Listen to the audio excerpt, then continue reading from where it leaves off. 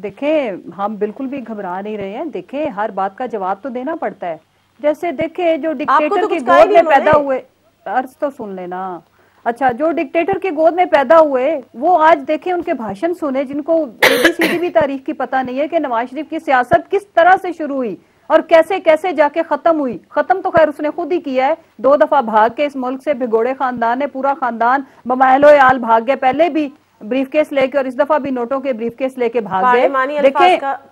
देखें मैं वही जुबान इस्तेमाल करी जो पहले की गई। और प्रोपेगेंडा माफिया वो होता है जो अपने प्राइवेट मीडिया सेल के जरिए लोगों की पगड़ियां उछालने के लिए, लोगों को ब्लैकमेल करने के लिए, अपनी मर्जी के फैसले सुनाने के लिए, मेरा ख्याल है माफिया उसे सिसिलियन माफिया भी उसे ही कहा जाता है जो मरियम मीडिया सेल करता रहा है। हम तो एक अपनी मीटिंग करते हैं जिसको ये कान लगा के सुन रहे, फिर उसके ऊपर आके जी आज इन्होंने ये कह दिया। भागना तो मैं इनकी बात में बोली नहीं, ये चींची करके बात करती हैं और फिर मैं इनकी बारी में मैं आपको जवाब देती हूँ, ठंडा करूंगी, जरा रिलैक्स रहो, आराम से बैठो, अपनी बारी पे बात करना।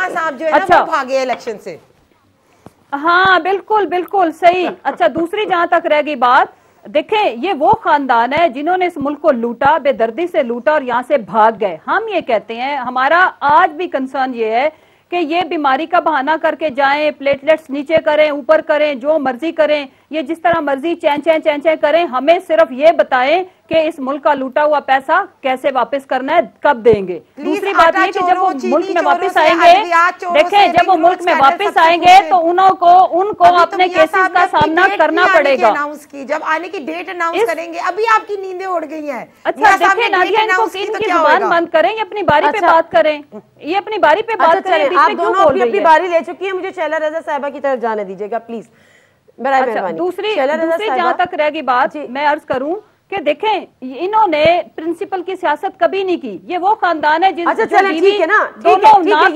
पैसा लूट के खर्च करी और मियां उनका कहता है कि जी ये तो पहले कैप्टन बताओ मुसर्रत साहबा, सारे के सारे चोर तो आपकी काबीना में है, उनसे हिसाब पूरा खानदान चोर और चोरनियां उनको डिफेंड करने बैठ जाती हैं। रिंग रोड स्कैंडल, सारी पार्टी मैंने इनको पकड़े सबसे पहले, जिनको आपने एनआरओ दिए।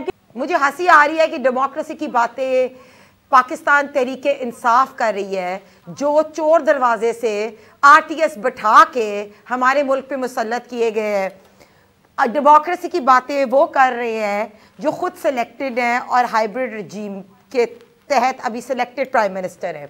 फवाद चौधरी साहब की आज मैं ट्वीट देख रही थी, मुझे हंसी आई बूट पॉलिश वाली बात पे। तो ये फवाद चौधरी साहब, आपको भी पता है कि नो कॉन्फिडेंस का जो मोशन आपने इमरान खान की पास करवाई, उसके लिए कितने बूट पॉलिश करने पड़े, जो आपने 37 ऑर्डिनेंसेस बुलडोज करवा के पार्लियामेंट में पास कराई, उसके लिए क्या आपको बूट पॉलिश करने पड़े, और आरटीएस बिठा के मुसल्लत करने के लिए क्या करना पड़ा।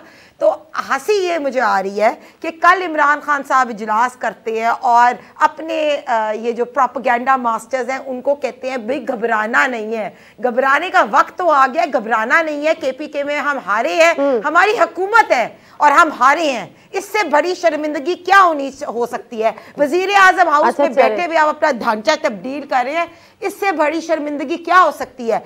लोगों के पास बिजली नहीं है, गैस नहीं है, 2 वक्त की रोटी नहीं है, महंगी तरीन प्राइसेस है, इन्फ्लेशन है, और आपको सवाई नवाज शरीफ के और किसी चीज का नहीं। नवाज शरीफ साहब ने तो अभी वहां से ऐलान किया कि मैं जल्द ही आऊंगा, अभी से आप लोगों को मुसीबत पड़ गई है, घबराना शुरू हो गए हैं। शहबाज गिल, फवाद चौधरी, तो अभी तो पार्टी शुरू हुई है। हंसी की बात ये, अभी तो पार्टी शुरू हुई है, प्रोग्राम भी अभी शुरू हुआ है, बहुत बड़ा, पंजाब के लोकल गवर्नमेंट के इलेक्शन होने